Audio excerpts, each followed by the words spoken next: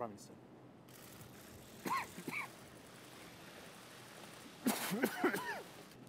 All three were wearing what appeared to be explosive vests, but the police have established that this clothing was fake and worn only to spread panic and fear.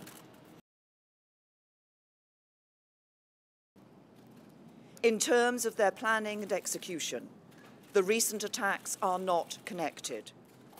But we believe we are experiencing a new trend in the threat we face, as terrorism breeds terrorism, and perpetrators are inspired to attack, not only on the basis of carefully constructed plots after years of planning and training, and not even as lone attackers radicalized online, but by copying one another and often using the crudest of means of attack.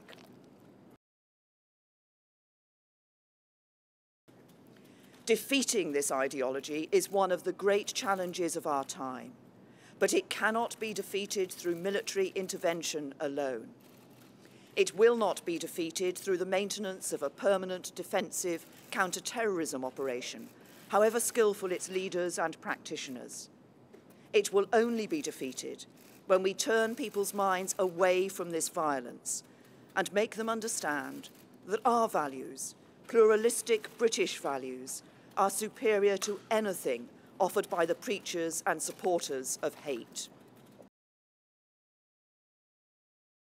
We cannot allow this ideology the safe space it needs to breed. Yet that is precisely what the internet and the big companies that provide internet-based services provide.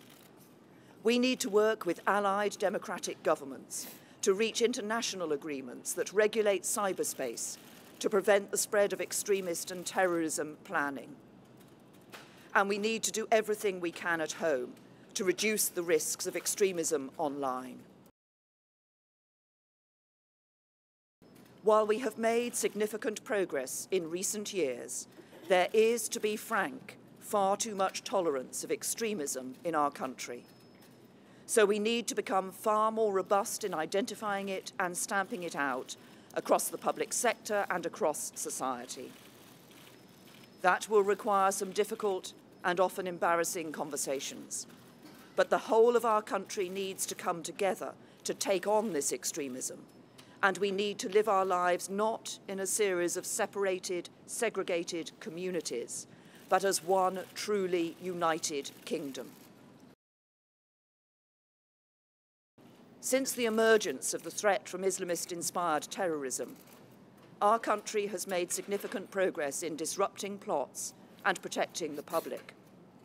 But it is time to say enough is enough.